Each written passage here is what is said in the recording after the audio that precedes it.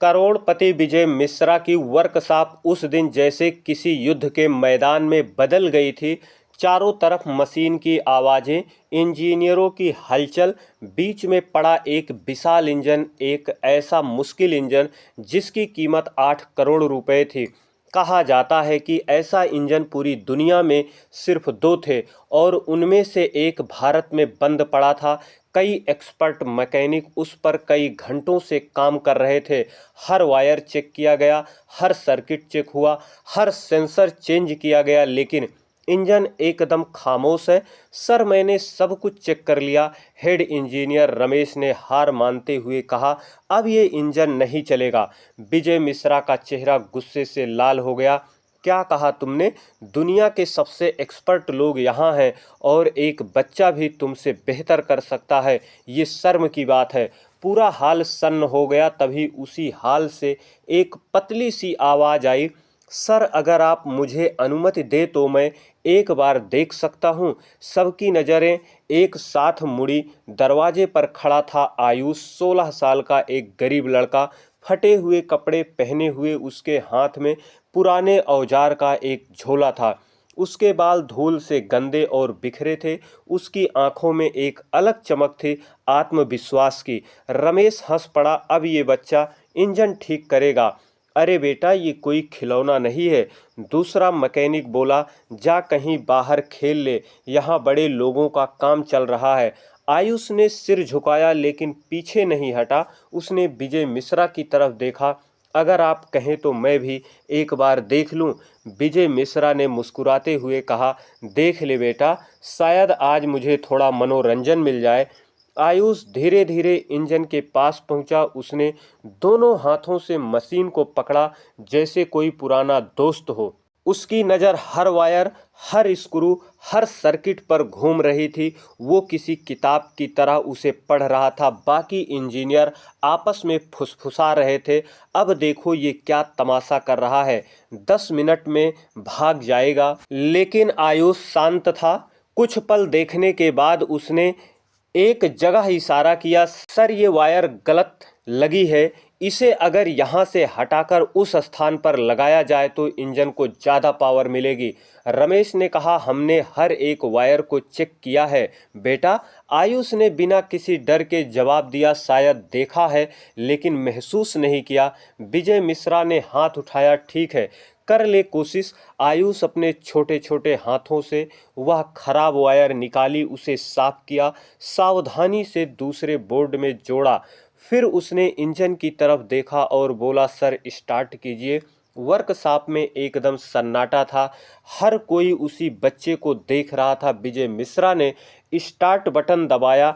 ठक ठक घुर्र, पूरा हाल गूंज उठा। वो इंजन जो पिछले बहुत दिनों से बंद पड़ा था, जोरदार आवाज के साथ चलने लगा। हर गियर घूम रहा था, हर लाइट जल रही थी, जैसे किसी ने उसे जादू कर दिया हो। सबके चेहरे पर हैरानी थी। राजीव आगे बढ़ा। ये कैसे किया इसने? विजय मिश्रा ने धीरे से कहा। कभी कभी जवाब किताब में नहीं, दिल में होता है। आयुष मुस्कुराया।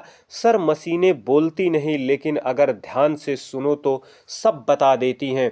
वह दिन वर्कशॉप के इतिहास में दर्ज हो गया, जिस दिन एक गरीब बच्चे ने वो कर दिखाया जो 10 एक्सपर्ट नहीं कर सके थे।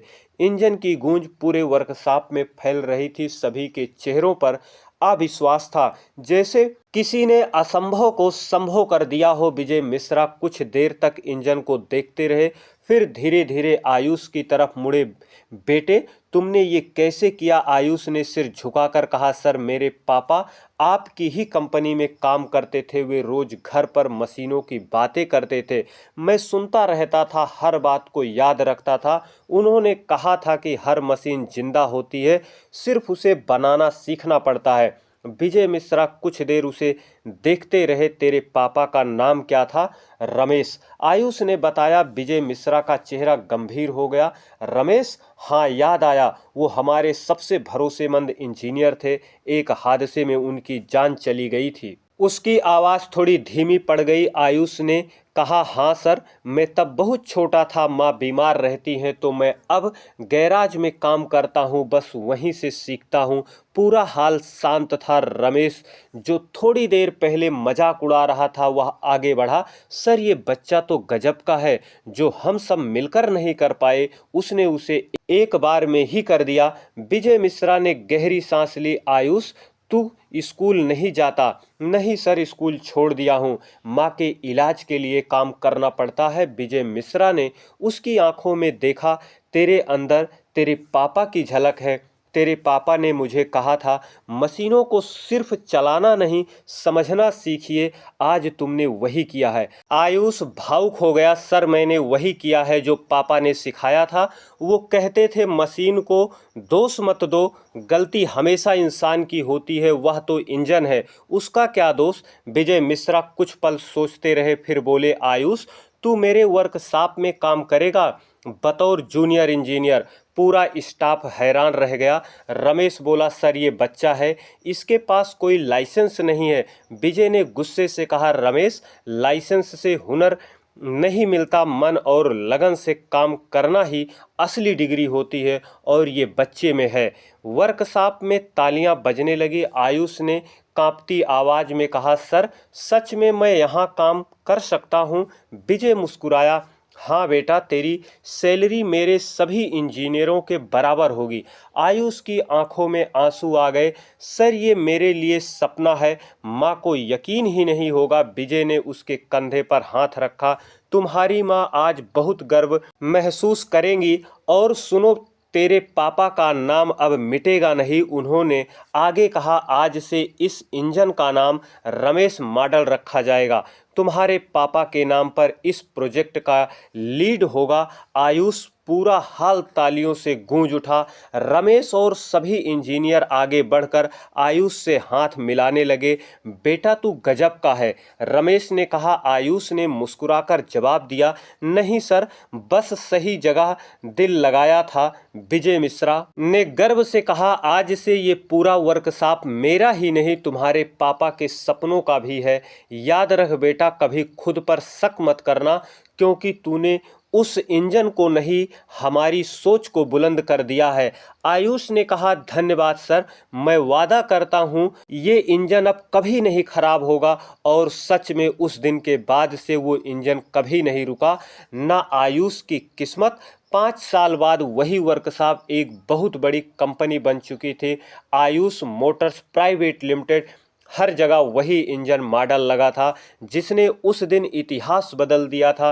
स्टेज पर 16 साल का आयुष सूट पहनकर खड़ा था। उसके पीछे बैनर था, India's young engineer and innovator. Vijay Mishra ने माइक उठाया। 5 साल पहले यह लड़का एक गरीब बच्चा था जिसे सबने मजाक समझा।